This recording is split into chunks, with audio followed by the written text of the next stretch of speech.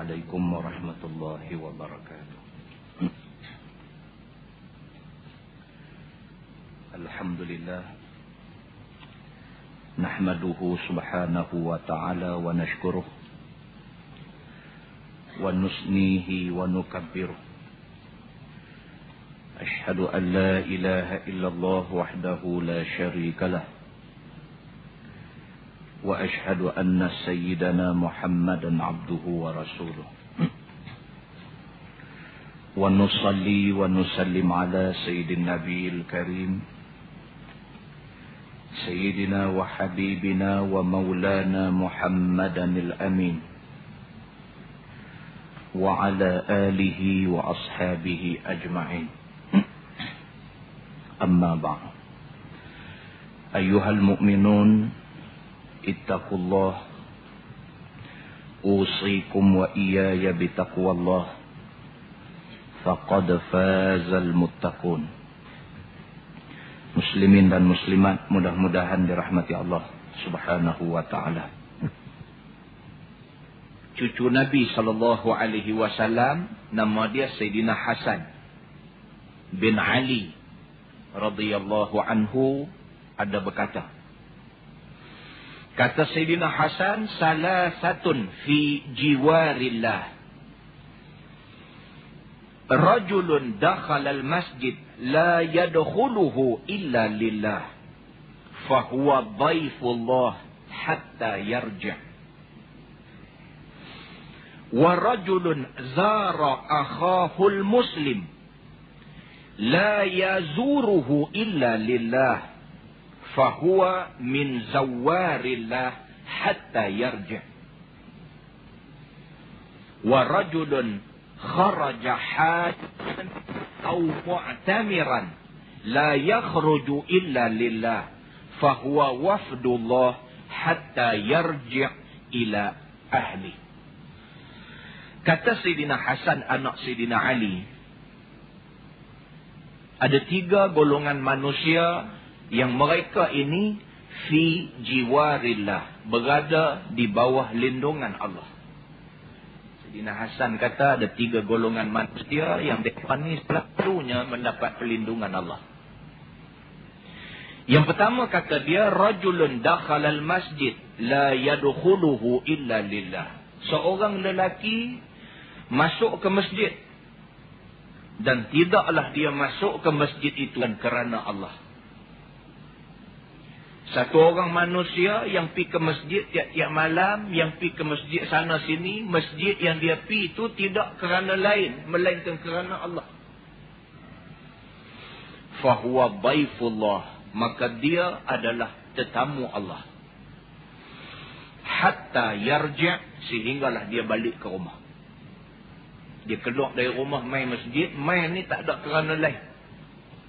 Bukan kerana orang ramai maka dia main, bukan kerana nak main dengar dia nak kata apa malam ni, bukan kerana tu semua. Sebaliknya main ni kerana Allah. Duduk di masjid ni, duduk saja, tak baca Quran, tak berzikir, tak apa, masuk duduk saja, niat i'tikaf, pahala. Maka manusia yang pergi ke masjid, dia masuk masjid tidak kerana lain melainkan kerana Allah, fahuwa dhaifullah. Selama mana dia duduk, selama itulah dia jadi tetamu Allah. Yang kedua kata Sayyidina Hasan, wa rajulun zara akhahul muslim la yazuruhu illa lillah. Seorang laki-laki yang ziarah saudaranya yang Islam, dia tidak ziarah saudara itu melainkan kerana Allah. Fahuwa min zawarillah, maka tidaklah dia melainkan menjadi orang yang seolah-olah menziarahi Allah. Kita ingat ada satu hadis qudsi, hadis sahih riwayat Imam Muslim, menceritakan kepada kita tentang Allah Subhanahu wa taala berfirman, Allah tanya hamba dia, wahai hambaku, pernah satu hari saudara kamu sakit, kamu tidak ziarah dia, sedangkan kalau kamu ziarah dia, kamu dapati aku di sisinya. Maka kata hamba Allah ini, dia kata, ya Allah, bagaimana aku boleh pergi ke rumah orang sakit dan kamu ada di situ? Sedangkan kamu Tuhan Rabbul Alamin. Allah kata, aku sentiasa bersama dengan orang-orang yang sakit. Maka ziarahlah orang sakit. Muslimin dan muslimat yang dirahmati Allah sekalian.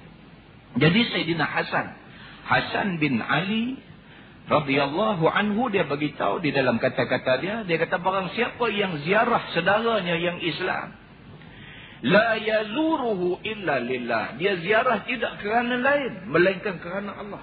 Kerana Allah. Allah suruh ziarah orang sakit, maka dia ziarah orang sakit kerana Allah. Fahuwa min zawarillah, maka dia seolah-olah orang yang menziarahi Allah Subhanahu wa ta'ala. Kata dia lagi, wa rajulun kharaja hajjan aw mu'tamiran la yakhruju illa lillah fahuwa wafdullah hatta yarji'a ila ahli. Kata Sayyidina Hasan, dan laki-laki yang keluar dari rumah dengan niat untuk buat haji. Seorang laki-laki yang keluar daripada rumah au mu'tamiran dengan niat nak buat umrah. La yakhruju illa lillah. Dia pi untuk buat haji, untuk buat umrah bukan kerana lain melainkan kerana Allah. Dia pi ke Mekah untuk buat haji, dia pi ke Mekah untuk buat umrah bukan kerana lain, bukan kerana nak title haji, bukan kerana umur dia dah lanjut tak pi Mekah lagi kok orang kata apa. Bukan kerana dia takut dosa semata-mata. Tapi dia pergi buat haji kerana Allah. Kerana rindukan Allah. Muslimin dan muslimat yang dirahmati Allah sekalian. Tahun lepas saya pergi haji, jumpa satu sahabat dari Sungai Buloh, Selangor. Kesian kat dia. Dia pergi mula tu dengan rombongan siapa aku tak tahu. Lepas tu kawan hak bawa dia pergi tu tak peduli ke dia. Dia pergi tu pun dia tak ada duit. Buat kutip-kutip duit sahabat-sahabat dan sebagainya. Pasal dia duk beritahu ke orang dia terlampau rindu pada Allah. So kerinduan pada Allah ni, dia antara ubat dia pergi Mekah. Tengok Baitullah. Tengok bagaimana Allah Subhanahu wa ta'ala Tuhan yang maha kuasa menjadikan beberapa perkara ajaib di bumi Mekah. Pergi tengok Bi'ru Zamzam. Tengok telaga Zamzam yang ajaib ini. Tengok kesan-kesan sejarah. Bagaimana Siti Hajar dengan susah payahnya berlari ke sana sini. Kesan-kesan peninggalan ini semua ada di sana. Dia kata dia rindu pada Allah. Dia nak pergi Mekah. Dan kalau nak ditunggu sampai cukup duit, dia kata pada akhirnya dia tak akan cukup duit lah. Pasal umur dia pun dah lewat dah. Kalau nak tunggu himpun duit untuk belanja Mekah, dia kata pada akhirnya dia tak cukup lah. Maka kawan-kawan yang dengar pun kesian dia pakai kutip duit, bagi duit pada dia pergi. Nak jadikan malang dia bila sampai di sana kawan-kawan yang pergi sekali dengan dia tinggal dia. Mekah ni bumi ujian. Mekah ni bumi ujian. Ada satu sahabat telefon saya beberapa hari lepas. Bagitahu saudara dia, adik-beradik dia pergi Mekah. Baru ni, musim haji baru ni, pergi Mekah. Suami tak mau pi, dia nak pi. Suami izinkan dia pi. Dengan bertemankan adik-beradik lain, dia pi. Dia balik daripada Mekah. Dia kata kat suami dia, abang cerai abang saya. Laki dia kata, apa hang ni? Abang cerai abang saya. Pasal apa? Oh, selama dia duduk di Mekah sana, dia sudah terpaut hati dekat satu Tok Haji mana. Bumi ujian. Mekah ni bumi ujian. Laki tak pi, dia pi sana. Allah Subhanahu wa ta'ala uji dia. Dia pi sana, dia boleh berkenan kat kata Tok Haji mana tak tahu. Dia balik main, dia tak boleh nak buat apa. Duk teriak, duk berenam banyak mata. Nasi tak mau masak, lauk tak mau masak, apa pun tak mau masak. Dia duk telefon pergi kat Tok Haji tu. Sampai akhirnya beritahu kat suami dia. Dia kata, abang cerai abang saya. Yang Tok Haji ni pula janji dengan dia. Kalau laki hang tinggal hang, pintu rumah aku sentiasa terbuka kat hang. Tok Haji ni pun haru. Tok Hajah ni pun hara. Dua-dua huru hara. Pasal apa? Tewas dengan ujian. Tewas dengan ujian. Makkah ini bumi yang penuh ujian. Sahabat kita telefon, dia kata, Ustaz minta tolong. Tak tahu nak buat macam mana dah. Ni laki dia pun sakit kepala dah. Kami pun adik-beradik tak tahu nak kata apa dah. Anak-anak bukan kecil-kecil Ustaz. Anak pun besar dah. Anak-anak pun main duk nasihat. Semua tak mau pakai dah. Lah ni dia sanggup tinggal segala-galanya. Tinggal suami, tinggal anak pinak, tinggal semua. Suami tak bagi apa pun tak apa. Janji lepas dia nak keluar selai sepinggang pergi rumah Tok Haji tadi. Subhanallah. Mekah ini bumi ujian. Sahabat kita tadi bila sampai di Mekah dia diuji. Kawan yang pergi sekali dengan dia tinggal dah. Akhirnya bila keadaan dia macam tu, dia hanya tidur di masjid. Tidur di Masjidil Haram. Nak tidur di mana pun tak boleh. Pasal pergi dengan package. Nak pergi daripada Mekah ke Madinah pun terpaksa tumpang orang. Sampai di Madinah, secara senyap-senyap, dia pergi tumpang duduk di hotel kami duduk tu. Dia naik pergi tingkat atas sekali, tingkat 6 tu. Dia pergi tumpang duduk dalam satu store. Store tempat orang simpan katil-katil ni. Ada celah sikit ya. Dia pergi tidur sambil duduk. Siapa pun tak tahu. Kami semua pun tak tahu. Siapa pun tak tahu. Sehinggalah satu hari ada seorang sahabat naik pergi atas. Buka-buka store, terkejut tengok ada orang duduk tidur gitu. Di tepi dia ada kain baju dan sebagainya. Duduk makan roti saja. Terkejut. Pergi habak dekat pihak yang bawa. Akhirnya mereka pergi jumpa. Mereka ajak saya pergi sekali. Jumpa sahabat kita ni, tanya dia. Dia pun ceritalah nasib dia. Dia sampai di Mekah, kawan yang main dengan dia ni tinggal dia. Dia nak main sini pun minta tolong orang Melayu yang duduk di Mekah. Tu pun kenal di masjid. Kawan tu lah tolong urus dengan muasasah macam mana tu. Bawa dia. Dan hari ni dia ada di Madinah. Dia pun tak tahu nak duduk di mana. Masjid Madinah tak boleh duduk dalam. Mereka hambat keluar. Mereka kunci pintu. Esok subuh pula baru buka. Dia tak ada pilihan. Dia kata round punya round. Tengok orang Malaysia banyak duduk sini. Naik pergi tidur dalam store. Tak ada tempat nak tidur. Tidur sambil duduk. Allah uji dia. Muslimin dan muslimat yang dirahmati Allah sekalian. Mekah ini bumi ujian. Maka ramai daripada orang yang turun pergi ke Mekah, dia ada macam-macam tujuan. Ada orang yang pergi ke Mekah, tujuan dia betul-betul kerana Allah. Kerana dia rindu pada Allah. Kerana dia rasa berdosa. Kerana dia dah cukup syarat tapi dia tak tunaikan ibadat haji di Mekah. Dia sentiasa rasa berdosa, maka dia pergi ke Mekah kerana Allah. Ada orang pergi ke Mekah kerana title. Nak gantung haji di depan tu. Bila mai kad kenuri, Tuan Haji. Yang ni cantik. Ada orang pergi ke Mekah buat umrah kerana apa? Kerana dia punya bisnes ada problem. Maka dia pergi Mekah. Dan dia bagi tahu kat kita, dia kata saya ni, dia kata bukan nak abang lah. Dia kata, tetapi saya boleh rasa keajaiban ini. Saya duk buat bisnes besar. Tiap-tiap tahun, bila saya ada problem, saya nanti turun pergi Mekah. Saya nanti doa di sisi Baitullah. Betul-betul dia kata, selepas saya berdoa, selesai problem saya. Itu sebab saya tiap-tiap tahun pergi Mekah. Dia pergi Mekah bukan kerana Allah, kerana bisnes dia ada masalah. Ada orang pergi ke Mekah kerana nak bercuti. Ada. Kalau dulu, satu masa dulu, tren percutian, pergi ke Perancis, pergi ke rata dunia. Hari ini punya tren percutian, pergi Mekah. Pergi ke Mekah kerana nak bercuti. Dalam banyak-banyak ni, Sayyidina Hasan kata, وَرَجُلٌ خَرَجَ حَاجًا أَوْ مُعْتَمِرًا. Barang siapa yang keluar ke Mekah kerana Allah untuk mengerjakan haji atau umrah, maka dia menjadi tetamu Allah Subhanahu wa ta'ala. Sehinggalah dia balik kepada keluarganya. Muslimin dan muslimat yang dirahmati Allah sekalian. Ibadat yang kita duk buat ni, pada zahirnya nampak senang. Tapi hakikat sebenarnya susah. Semayang nampak senang. Walaupun susah bagi sesetengah orang, tetapi senang bagi sesetengah orang. Tapi orang yang rasa nak semayang tu senang, belum mendapat hakikat semayang yang sebenarnya. Dia belum dapat merasakan kemanisan sembahyang sebagai satu benda yang boleh menghalang dia daripada suka kepada benda keji dan mungkar. Ada orang semayang tak tinggal, tapi benda mungkar tak ada apa ke dia. Semayang tiap-tiap waktu di masjid, cukup cantik.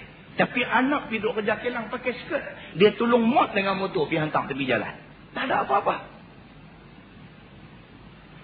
Kita nampak pada zahirnya cantik. Semayang ni tak tinggal sudahlah di masjid tiap-tiap waktu. Tapi yang boleh muat anak perempuan pakai skirt, pergi tunggu van kilang di tepi jalan. Ni apa cerita ni? Tak bertadung dengan hang duk semayang 5 waktu di masjid ni. Yang hang bawa ni tak bertadung. Pasal apa? Pasal semayang itu tidak mencerna satu kemurnian iman dalam hati dia. Susah. Muslimin dan muslimat yang dirahmati Allah sekalian. Maka Sayyidina Hasan bin Ali memberi ingat kepada kita tentang perkara-perkara ini semua. Dan ingat-ingatlah, jangan sampai kita termasuk dalam golongan yang disebut oleh Sayyidina Hasan bin Ali radhiyallahu anhu ini. Wallahu a'lam. Mudah-mudahan mukadimah itu memberikan manfaat kepada kita semua insya-Allah. Kita menggunakan kitab Muhimmah. Kitab Muhimmah fi ilmi al-hadis. Kita sampai pada muka surat 32. Muka surat 32. Kita masuk di bahagian bawah kitab sana. Muka surat 32 dia kata, dan wajib atas wali perempuan bahawa memelihara dan memilih akan laki-laki yang hendak disuamikan dengan perempuan itu yang bersifat dengan sifat yang tersebut itu. Dan melihat wali itu akan segala sifat yang tersebut itu bagi anaknya yang perempuan itu. Dan bagi saudaranya yang perempuan, maka jangan dipersuamikan akan dia daripada seorang laki-laki yang jahat perangainya, atau jahat rupanya, atau dhaif agamanya. Baik. 2 bulan lepas kita dah tengok, pada bulan lepas kita dah tengok beberapa syarat yang sayogia diikuti bagi orang laki-laki yang nak cari bakal isteri. Pada malam ini, dia nak bagi ingat pula dekat kita, sebagai seorang bapa yang nak memilih jodoh pada anak perempuan dia, maka hendaklah diambil kira ke 8 perkara yang disebutkan tadi. 8 perkara yang menjadi syarat kepada orang perempuan. 8 perkara itu juga boleh dilihat pada laki-laki. Satu. Dan yang lebih penting bagi bapa yang nak setuju anak perempuan dia menikah dengan seorang laki-laki ini, maka hendaklah bapa tu pastikan laki-laki yang nak jadi suami anak dia ni bukan laki-laki yang jahat perangai. Sebagai bapa, bila ada laki-laki masuk minang anak dia, kelih elok-elok, perhati elok-elok anak laki-laki, laki-laki hak nak jadi menantu dia ni, kelih elok-elok. Jangan sampai tersilap pilih orang laki-laki jahat jadi menantu dia. Satu. Ataupun jahat rupa. Tengok rupa pun nampak jahat dah. Kita tengok drama Spektra dalam televisyen tu, hak berlakon jahat tu muka jahat kan. Hak sebenar-benar jahat ke tak, wallahu a'lam. Tapi muka tu tengok Allahu akbar. Jadi jangan ambil yang jahat rupa ataupun yang dhaif agama. Ini lebih-lebih lagi. Dhaif agama. Sampai tak reti apa pasal agama. Tak reti apa hak nak menikah tu. Cuba ambil satu sesi interview dengan budak jantan main nak masuk minang anak kita ni. Ambil satu sesi interview. Habaq kat budak perempuan ni, sebab budak perempuan lah biasanya dia kenal siap dah dengan kawan nak minang dia ni. Dan dia pun dah habaq dulu dah kat mak dia. Kata dia ada kawan dengan budak jantan sekian-sekian, budak kampung sekian-sekian. Bila mak ni beritahu dekat pak mau kata dekat dia, hang panggil dia main sekali, ayah nak interview dia dulu. Yang pertama sekali, walk-in interview. Bila walk-in, masuk tu tengok dulu kelaku-kelayak muka dia macam mana, cara berjalan lagu mana. Tengok yang tu dulu. Bila duduk depan kita, kita tanya beberapa soalan. Tengok dulu lagu mana cara dia nak jawab. Di samping kita nak test agama dia dekat mana. Kena. Kalau dah menikah, tak boleh buat apa dah. Kalau dah menikah, tak boleh buat apa dah. Tunggu tengoklah macam mana nak porak perandanya rumah anak kita.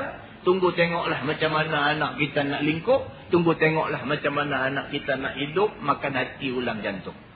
So, sebelum kita buat keputusan kata kita terima, pastikan dulu benda-benda ni diperhatikan. Dia kata ataupun singkat ia daripada mendirikan dengan hak perempuan itu. Perhati tengok. Dia ni agak-agak boleh tak tunai tanggungjawab sebagai suami. Nak mendirikan hak perempuan. Dia mampu ke tak mampu nak jadi suami ni budak ni. Perhati tengok. Kalau nampak duk cerodong lagi, nak kisah dulu lah. Hampir bagi lama sikit lagi, bagi matang sikit lagi, main lagi. Cerodong tak mah. Ni rumah tangga bukan cerita seminggu dua, bukan cerita setahun dua. Ini cerita panjang. Pastikan hang ni jadi satu orang lelaki-lelaki yang matang, yang mampu untuk menjaga hak sebagai suami dan menjaga hak isteri. Baru boleh dirikan rumah tangga. Dia kata atau ada ia tidak sebangsa dengan perempuan itu di dalam nasabnya. Tengok dari segi nasab keturunan. Tengok macam mana. Perempuan ni keturunan macam mana. Laki-laki ni keturunan macam mana. Perempuan ni daripada keturunan orang-orang alim. Keturunan orang-orang yang soleh. Pak dia, tok wan dia, tok nek dia. Semua daripada keturunan orang-orang yang beragama. Tengok laki-laki ni daripada keturunan mana pun. Walaupun tidak semestinya kalau keturunan teruk, anak cucu jadi teruk, tetapi Nabi kata fa innal irqa dassas. Kadang-kadang keturunan itu mempengaruhi yang di bawah ni. Perhati tengok macam mana. Baik, dan sabda Nabi sallallahu alaihi wasallam bermula mengkahwinkan perempuan itu iaitu seperti dijadikan akan dia hamba. Maka hendaklah menilik seorang laki-laki kamu ke mana memindahkan akan anak perempuannya atau saudaranya itu. Ini sabit dengan ucapan Nabi SAW semasa Nabi SAW bagi khutbah penghabisan di Padang Arafah. Nabi sebut di hadapan semua sahabat dia, kata Nabi, ayyuhan nas, qu anfusakum wa ahlikum nar. Nabi kata, wahai manusia, jaga keluarga kamu, jaga diri kamu daripada api neraka. Fa innahum indakum awanun wa amanah. Nabi kata, maka sesungguhnya mereka, yakni isteri kamu, keluarga kamu, anak pinak kamu ni, indakum, di sisi kamu, awanun wa amanah. Mereka umpama orang tawanan dan juga umpama amanah yang Allah bagi dekat kamu. Nabi habaq. Bini kita tu macam orang tawanan kita. Macam orang tawanan kita. Ni 2-3 hari ni kalau tuan-tuan tengok dalam televisyen, dia duk main tajuk baru lah ni. Tajuk dia apa? Tajuk wanita bekerja, tajuk kebebasan wanita. Ini tajuk ada tolak dalam TV 2-3 hari ni. Minda baru ni pun cerita pasal tu juga. Orang perempuan bukan tak boleh kerja. Ada 2-3 orang panel tu cakap elok dah. Dia kata orang perempuan boleh kerja, tetapi pada batas sempadan yang dibenarkan. Bahkan kadang-kadang orang perempuan mesti kerja, tetapi pada bidang yang dibenarkan. Contoh, dia kata, yang pertama, jururawat. Itu pun dengan adab-adab yang tertentu. Contoh yang kedua, dia kata jadi guru. Ada pun lain daripada tu, nak kena tengok dulu lah. Dia kata macam mana. Nampak? Cantik. Tapi trend hari ini, trend tu kita nampak. Trend apa? Trend nak merongkai. Nak merongkai, nak jadikan orang perempuan ni setara dengan orang lelaki-lelaki. Kalau lelaki-lelaki boleh, pasal apa perempuan tak boleh? Dia tanya tu dengan mata jegih, nak lorong atas meja. Cara dia tanya. Dalam surah Abah pun duk keluar. Dalam surah Abah. Duk keluar dah lah ni. Terdapat kecenderungan di kalangan penceramah-penceramah agama hari ini. Itu lihat dalam surah Allah. Enggak. yang memandang serong dan merendah-rendahkan orang perempuan. Apa pula? Tak ada siapa serong dengan mereka. Tak ada siapa pandang rendah. Kita cuma beritahu dia punya guideline. Dia punya batas sempadan dia. Takat mana boleh, takat mana tak boleh. Kita nak beritahu yang tu. Kalau sekiranya batas sempadan dipelihara, dijaga, tak jadi huru-hara. Bendang pun ada batas. Bendang tu pun ada batas. Kalau tak ada batas, tak jadi bendang. Ini kan pula manusia. Mesti kena ada batas. Bila batas tu nak diperban, bila batas kita tak mau pakai, tunggulah kehancuran akan berlaku dalam dunia. Kalau kita tengok dalam kitab tafsir, Allah Subhanahu wa taala mulakan ayat zina. Allah mulakan dengan a'udzubillahi minasyaitonirrajim, az-zaniyatu waz-zani. Penzina perempuan dan laki-laki.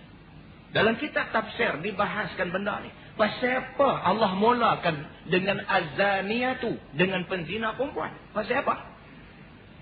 Allah Subhanahu wa taala turunkan Quran, dia bukan turun ikut suka dia. Allah turunkan Quran setiap huruf, setiap perkataan, Allah Subhanahu wa taala pastikan diletakkan kena pada tempat dia. Quran yang kita duk baca tu kalam yang cukup ajaib. Allah mulakan dengan az-zaniyatu, dengan penzina perempuan. Pasal apa? Kerana perempuan kebanyakannya menjadi punca kepada zina. Depa jadi punca. Bukan ada apa. Kerana make up sikit aja jadi punca berzina. Kerana sorak aja jadi punca berlaku zina. Kerana lenggok jalan aja jadi punca kepada zina. Bukan depa jahat, tetapi depa tu memang Allah jadikan satu makhluk yang nak kena jaga banyak. Orang laki-laki kena jaga juga, tapi tak seteruk orang perempuan kena jaga diri depa. Dan Allah Subhanahu wa taala turunkan hukum-hukum ni untuk keselamatan depa, orang perempuan, dan untuk keamanan dunia. Tapi bila tak faham benda ni, dia melihat Islam sebagai seteru, sebagai musuh yang nak menyekat kebebasan dia. Ini ada jadi dalam masyarakat kita hari ni. Kan? Baik. Dia kata jadi orang perempuan, bila dah jadi isteri, dia menjadi hamba kepada suami dia. Dan lagi sabda Nabi SAW, barang siapa yang mempersuamikan anaknya yang perempuan, ataupun saudaranya yang perempuan dengan orang yang fasik. Siapa yang bagi anak dia menikah dengan seorang laki-laki fasik, bagi adik perempuan dia menikah dengan laki-laki yang fasik, maka sesungguhnya telah memutuskan ia akan rahimnya. Bermakna dia seolah-olah putus keluarga dengan adik perempuan dia, dengan anak perempuan dia. Dia tahu ni jantan hak main Minang ni, dia tengok dia orang tua. Sekali dia tengok, dia boleh agak dah. Walaupun agakkan dia tak tepat, tapi tak lari jauh daripada hak sebenar. Dia tengok cara langkah masuk rumah tu, dia tahu dah dia ni ranggi ni, dia kata. Ranggi, perkataan yang cukup sesuai guna. Ranggi, ni makna ranggi ni tak tahu nak abang. Tengok sekali nampak tak cantik lah. Kalau aku bagi anak perempuan aku jahanam ni. Tapi fikir-fikir balik, bagi pihak dia. Seolah-olah dia membuat keputusan untuk putuskan kekeluargaan dengan anak perempuan dia. Seolah-olahnya begitu. Baik. Yakni memutuskan ia akan karabatnya. Putih keluarga. Dan haramlah hukumnya atas barang siapa yang memutuskan ia akan rahimnya itu. Haram. Bapa bagi anak perempuan dia kahwin dengan satu orang jantan yang ranggi, yang fasik. Bapa tu haram. Dia benarkan anak dia kahwin tu haram hukum dia. Berdosa. Kerana dia tahu kerana dia benak anak perempuan dia kahwin dengan laki-laki yang fasik ni, anak perempuan dia rosak. Dia bagi juga, dia berdosa. Dan telah berkata oleh seorang laki-laki bagi Hasan Al-Basri. Satu hari ada satu orang mai jumpa Al-Hasan. Hasan Al-Basri. Jumpa, dia tanya Hasan Al-Basri. Kata dia telah meminangkan anaknya yang perempuan oleh beberapa jamaah. Dia kata anak perempuan saya ni ramai orang masuk Minang. Maka daripada siapakah aku persuamikan akan dia? Dia tanya Hasan Al-Basri. Anak perempuan saya ni bukanlah saya nak abang kata tegak sangat. Tapi ramai orang duk main Minang. Tak tahulah dia manis atau mana, saya tak tahu. Tapi ramai orang main minah. Tu saya nak tanya Tok Guru lah. Eloknya saya pilih hak lagu mana? Dia tanya. Maka jawab Hasan Al-Basri, persuamikan olehmu dengan laki-laki yang takut akan Allah. Apa jawapannya? Dia kata mula sekali hang pilih hak takut ke Tuhan. Tu mula sekali. Dia tak kata hang pilih ustaz. Ustaz pun belum tentu. Ada hak cara nak start jalan dia. Alah. Dia tak kata hang pilih orang yang reti. Dah. Dia kata hang pilih orang yang takut pada Allah. Hak takut pada Allah ni mungkin engineer. Ada engineer takut pada Allah. Saya balik pergi rumah Pak Mentua saya di Pahang baru ni. Satu jurutera daerah di Pekan. Dia jurutera daerah cukup lama. Very senior punya engineer daerah. Pendek katanya berada lah. Kaya lah orangnya sepatutnya. Kemudian baru-baru ni dia resign.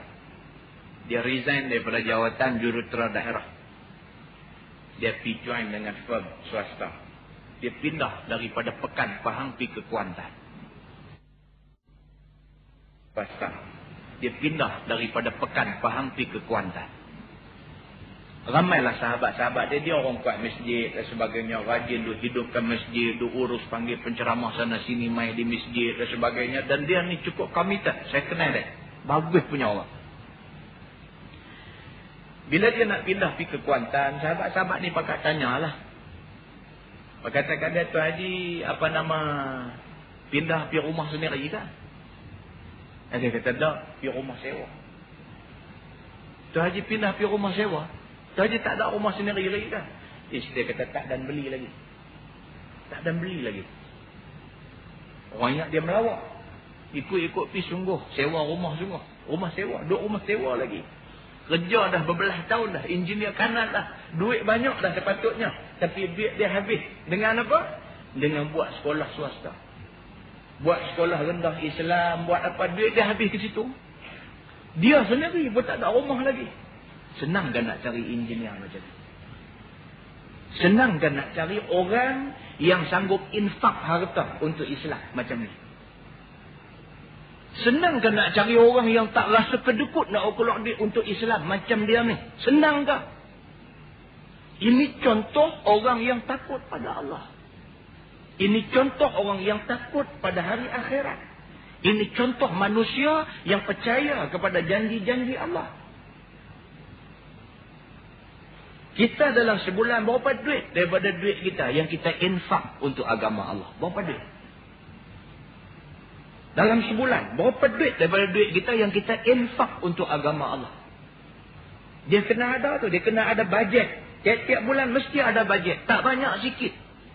Kita mesti ada bajet. Kemana kita bagi? Mesti ada. Jangan berlalu satu bulan tanpa sekupang pun kita infak untuk agama Allah. Jangan. Mesti ada. Tiap-tiap orang daripada kita mesti cari satu tempat untuk kita jadikan tempat kita infak pada agama Allah. Mesti kena cari. Kalau semua orang Islam mempunyai semangat yang macam tu, insya-Allah Islam boleh lebih hebat daripada Islam hari ini. Insya-Allah.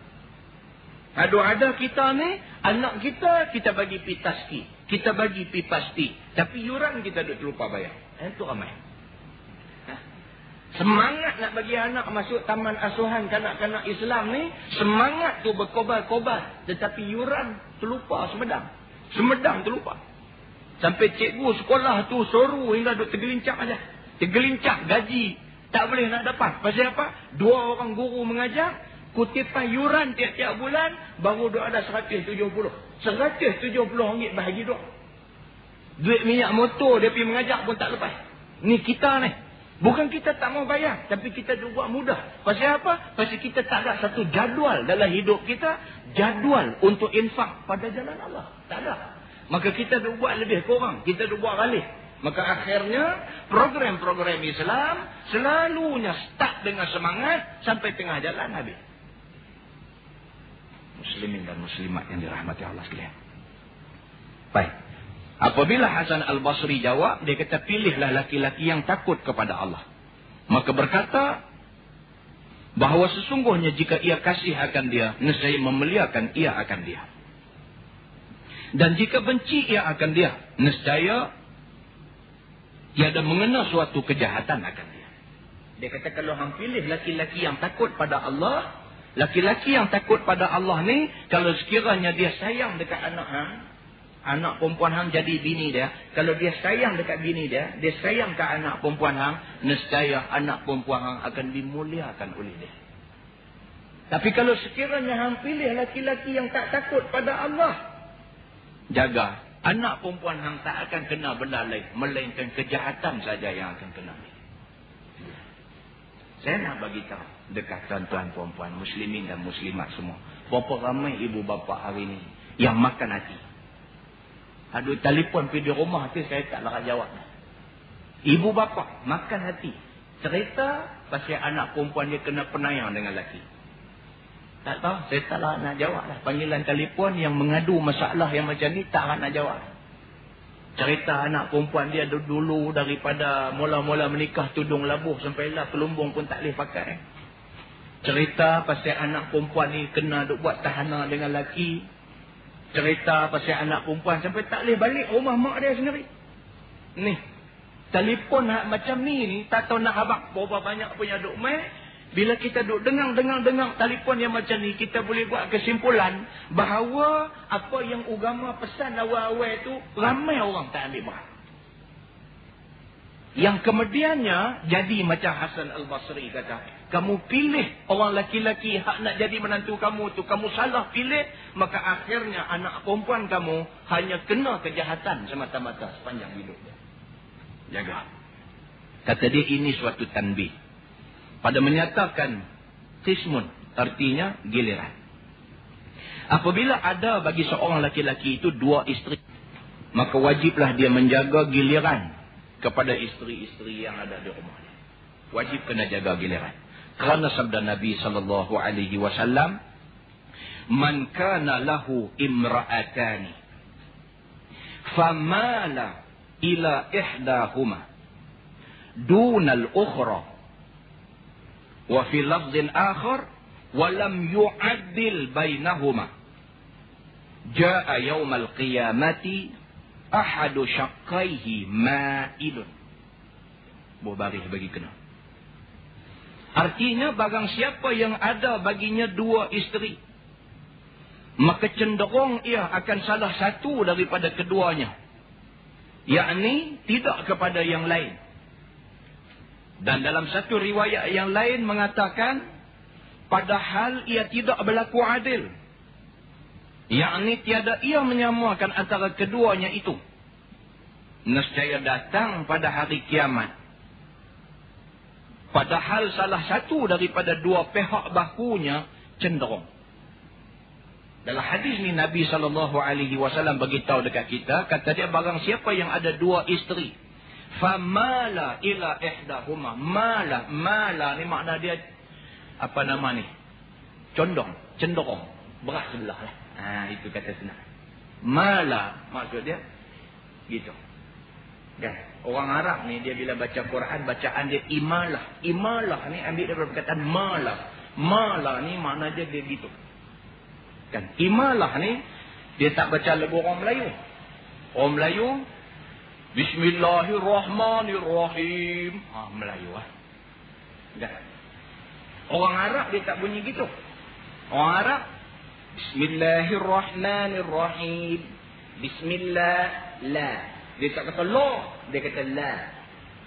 La ikraha fid din. La tu dia panggil imalah. Bacaan dia tu nak kata tak habis. Gitu, dia jadi tak straight gitu. Kan? Itu asal perkataan dia. So dalam hadis ni Nabi kata, man kana lahu imra'atani famala ila ihdahuma. Barang siapa ada dua bini, lalu dia ni cenderung kepada salah seorang daripada keduanya. Ada bini tua, ada bini muda. Dia lebih cenderung kepada bini tua. Ini jarang-jarang jadi. Selalunya cenderung pada hak muda, tapi dia tidak, dia cenderung pada hak tua. Pasal apa? Dia berasa tersilap. Dia kata kalau aku tak menikah pun tak apa itu ni. Dia kata kalau aku betul seorang ni pun dah bagus dah. Menikah pergi jadi huru-hara lah ni. Dia kata. Jadi dia patah balik pergi kat bini tua, dia lebih cenderung kepada bini tua. Serupa lah. Tak kira lah cenderung pada bini tua ke, cenderung dekat bini bunda ke, serupa. Tak boleh. Sebaliknya, kena adil. Baik bini tua, baik bini muda. Kena adil.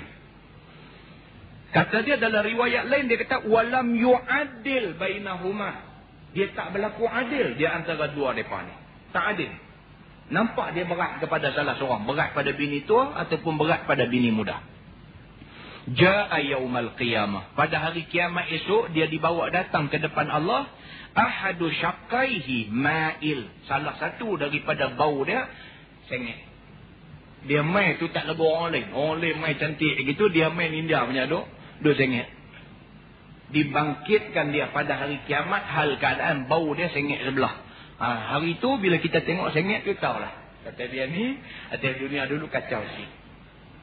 Tuhan tunjuk daripada padang mahsyar lagi ditunjukkan keadaan tu. Dan telah mengeluarkan oleh Tirmizi dan Hakim, barang siapa ada baginya dua isteri, maka tiada menyamakan antara keduanya itu. Nescaya datang pada hari kiamat, dan sebelah pihak bahunya itu roboh dan gugur. Itu dia lagi teruk. Dalam hadis lain dia kata bukan takat sengit, roboh bilang tu. Yang ni kira berat gugur. Yang ni tak boleh pakai punya lah. Cukup teruk. Sampai roboh, sampai luruh habis kepala bahu sebelah. Yang ni teruk lagi. Baik. Bermula yang kehendak dengan katanya cenderung itu, iaitu cenderung pada zahirnya. Yang dimaksudkan oleh hadis ni, bahawa suami ni cenderung kepada salah seorang. Cenderung tu maksudnya cenderung dari segi zahir. Maksudnya cenderung dari segi kebendaan. Benda yang nampak tengok. Kalau pergi rumah bini tua anak dua orang. Bini muda pun anak dua orang. Dia pergi rumah bini tua, anggur sampai sekilo. Pergi rumah bini muda, buah rambai pun tengah kilo. Kan, jadi zahir tu nampak tak cantik lah. Yang tu. Zahirnya, dari segi kebendaannya, nampak dia tak adil dah. Kan? Seperti bahawa dilebihkan salah satu daripada keduanya itu pada segala pekerjaan yang zahir, yang telah mengharamkan oleh syarak melebihkan dia padanya. Kerja yang zahir, yang orang tengok nampak. Contohnya, dari segi giliran.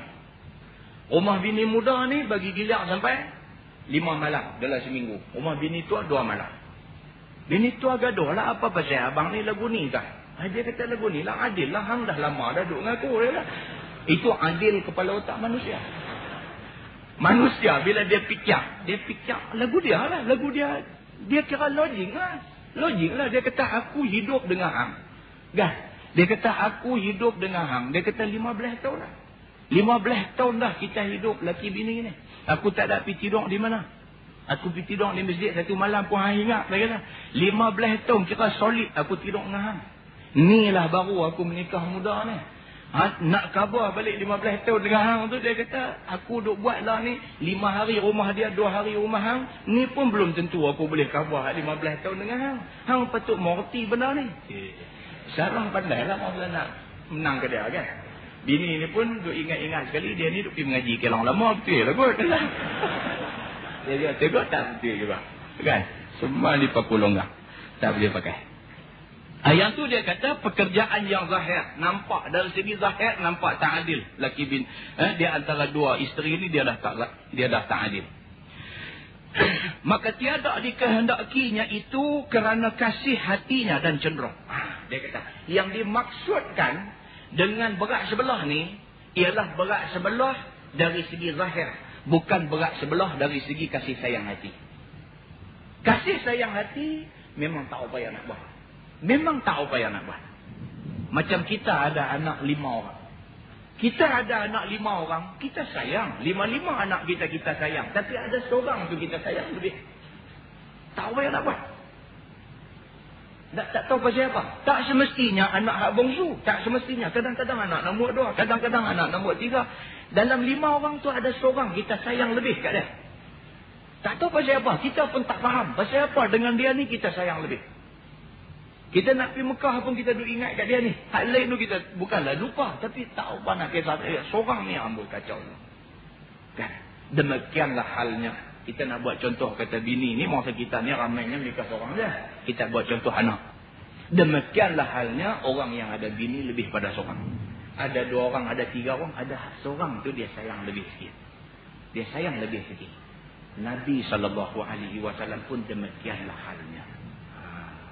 Nabi sendiri demikian halnya. Nabi sayang Aisyah lebih daripada hal lain.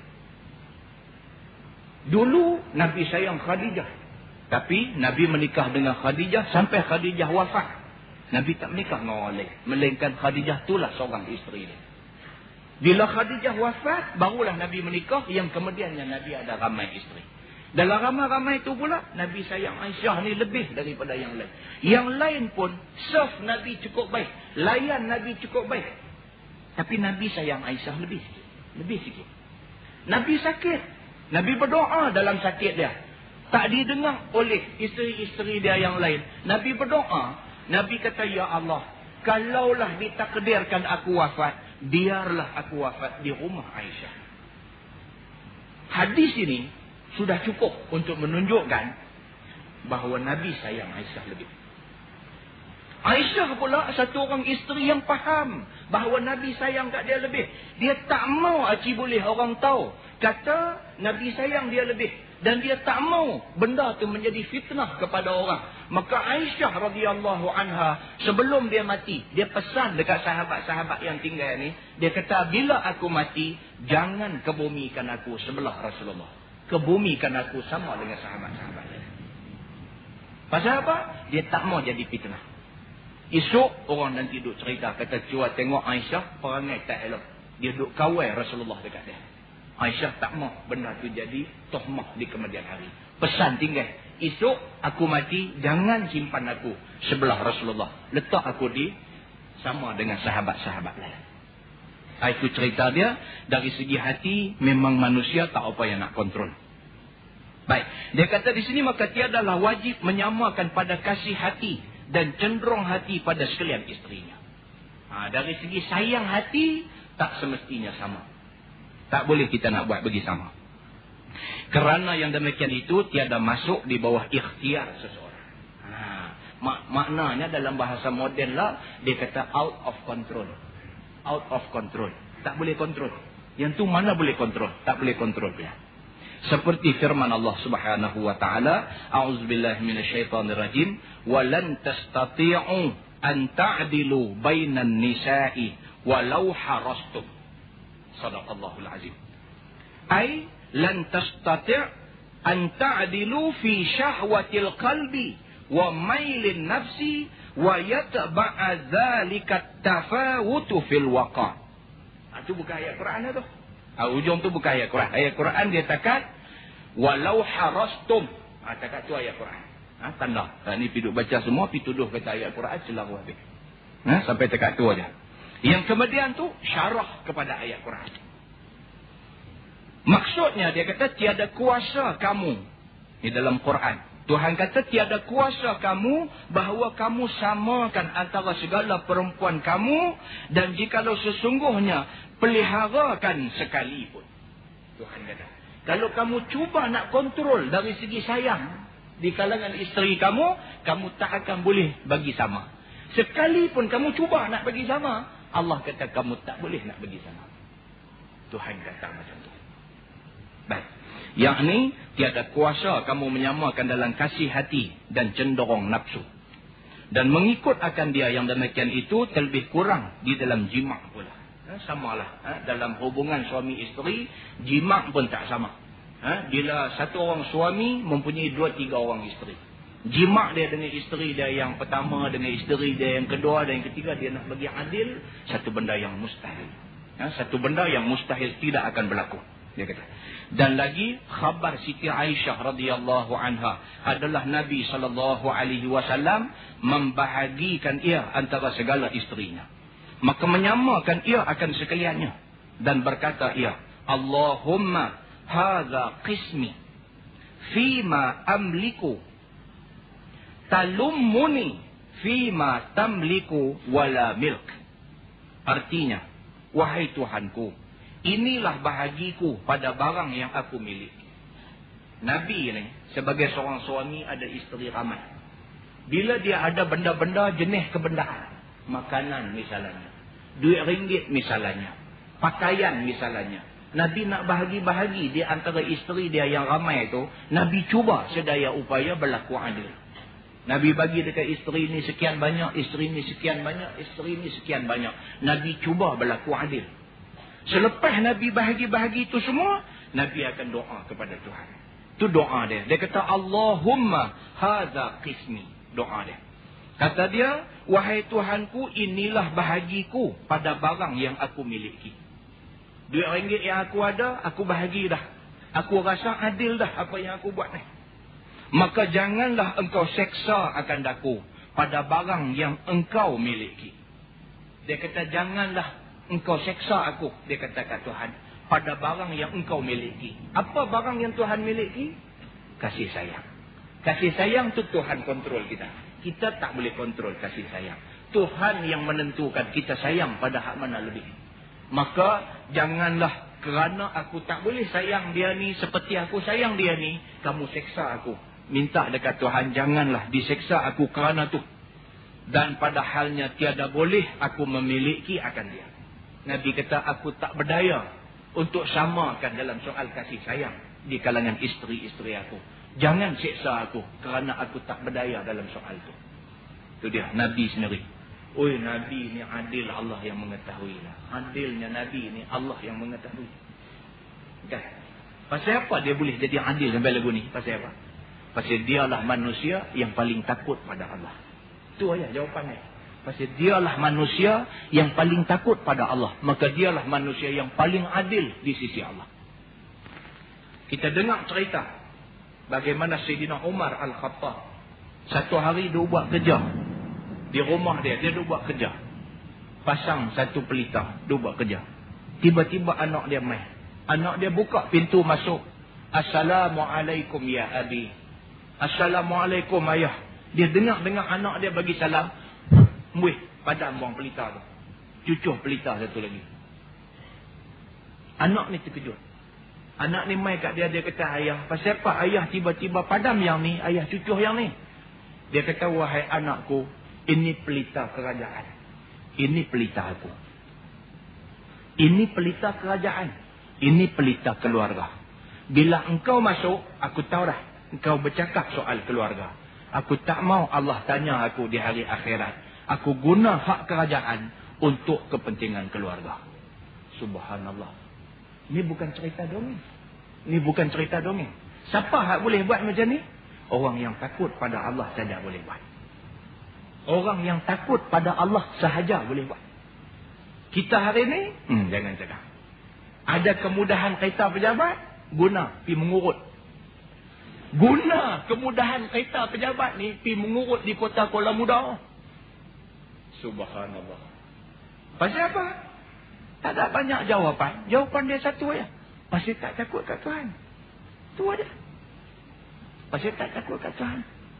Okot dia bayar duit minyak kereta ke apa ke. Ni daya. Dia kata apa pasal aku nak bayar pula. Dia lah. Aku dah kerja apa lama dah. Dia kata nak harap bonus kerja apa duit dia beri. Dia mula dia kena kot tu. Dia sebat pergi minyak kereta pergi mengurut. Nampak lah. Tak takut kat Tuhan. Nak buat macam mana? Banyaklah kalau kita nak buat cerita tak takut kat Tuhan ni cukup banyaklah. Ni dalam seminggu dua ni duk mengamuk tangkap buat tu. Ingat? Dia mengamuk tangkap buat tu. Tak takut kat Tuhan. Bukan 7-18 ringgit. Bukan 7-18 ribu. Bukan 7-800 ribu. Juta punya sapu. Tak ada apa.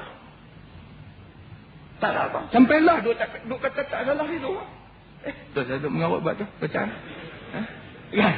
Dia contoh dia lagu tu lah. Contoh dia. Beza manusia ni. Beza takut ke Tuhan dengan tak takut ke Tuhan. Tu aja. Kalau takut kat Tuhan. Kerja apa pun takut kat Tuhan. Kalau tak takut kat Tuhan, kerja apa pun tak takut kat Tuhan. Cerita dia lagu tu aja. Baik. Dia kata, maka adalah akan daku pada barang yang engkau miliki. Dan pada halnya, tiada boleh aku miliki akan dia. Maka adalah yang diwajibkan menyamakan bermalam itu atas segala isterinya. Adapun segala hambanya, maka tiadalah wajib atas pengulunya menyamakan antara sekalian mereka itu. Hak wajib kita duk jaga giliran bermalam ni isteri. Kalau hamba, tak wajib jaga. Hamba ni tak wajib lah. Dia tak mempunyai hak untuk tuntut giliran untuk bermalam dengan dia. Tetapinya yang demikian itu sunat jua. Kalau pengulu nak bagi giliran, itu sunat saja, tak wajib. Maka berdengki-dengki. Setengah atas setengahnya. Dan mustahaklah giliran itu akan perempuan yang sakit. Dan perempuan yang haid dan nifas. Sebagai satu orang lelaki yang kahwin lebih pada seorang. Kalau ditakdirkan isteri dia tu dalam haid, giliran kena bagi juga. Bukan kata dia ni dalam haid, seminggu kita tak payah pergi rumah dia. Tak. Giliran kena bagi juga. Kecuali dia antara isteri pertama dengan isteri kedua ni, kalau dia ada dua orang isteri, mereka ada tanda tangan MOU. Lah ni, MOU. Memorandum of Understanding. Pergi tanda tangan. Jadi, bini tua kata, okey, aku daripada sekian hari bulan sampai sekian hari bulan, aku uzung. Jadi, aku bagi ke hang lah. Hang ambil lah seminggu. Tok lebih kita ni. Esok hang pula main masa uzuk, bagi aku pula seminggu. Kalau ada MOU, dua-dua pihak setuju, tu tak salah. Tak salah. Tapi kalau suami guna veto, tak boleh. Suami ni bukan Amerika Syarikat. Tak boleh duk pakai veto, tak tentu punca, tak boleh. Jaga baik-baik. Benar ni kena tahu. Walaupun kita setakat ni tak nak cadang lagi. Ya, tapi kena ambil tahu lah. Nak jadi mana siapa boleh kata apa kan? Baik. Melainkan perempuan yang derhaka akan suaminya, maka tiada wajib gilirannya. Isteri kalau dia nusyus dengan laki dia, gugur giliran malam rumah dia. Kalau isteri derhaka suami, gugur giliran untuk bermalam di rumah dia, gugur. Seperti, ini dia nak cerita contoh-contoh derhaka. Seperti keluar ia daripada rumah dengan tiada izin suaminya. Sudah dikira derhaka.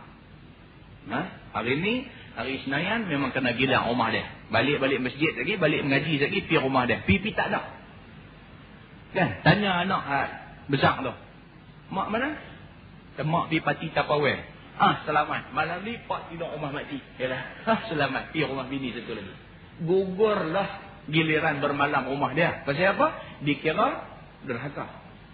Nak pergi parti Tupperware ke parti durian apa gala ni, bagi tahu dulu. Tok lebay ni sign kata okey, baru boleh pergi. Kalau langgar pergi aja tanpa bagi tahu, dikira derhaka. Cas derhaka. Menyebabkan gugur giliran malam rumah dia. Ya, orang perempuan mau pasang telinga dia dengar ni. Dia kata, atau tiada membuka ia baginya akan pintu supaya masuk ia. Kita balik daripada masjid Kilang Lama, lewat sikit aja, tak buka pintu marah. Dia kata gila rumah saya balik lambat. Dia kata, kita hingga duk rimbuk pintu, gunung-gunung dia tak mau buka. Tak apa. Ma'assalamah. Kata-kata, tak kata, pergi rumah satu lagi. Dia komplain lagu mana pun, komplain tak makan. Pasal apa? Pasal hang derhaka. Aku balik, aku habang kata aku duduk ada depan pintu rumah, suruh buka pintu, hang tak buka, hang kata pula kat aku. Kata aku saja balik lambat. Selamat hang malam ni. Balik pergi sana. Malam esok memang gilang sana dah. 2 malam sana. Ya. Cerita dia lagu tu lah. Kita habang puas betul. Dia kata ataupun tiada ditamkinkan dirinya dengan tiada uzur. Suami perlukan dia di tempat tidur.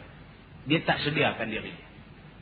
Saja dia buat helah, dia buat pasal, dia nak buat bagi suami tak boleh nak bersama dengan dia malam tu. Sedangkan dia tidak ada uzur.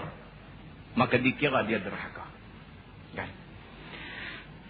Ataupun memanggil suaminya akan dia, maka istighal dengan hajat dirinya. Istighal maksudnya buat-buat sibuk. Istighal makna dia buat-buat sibuk.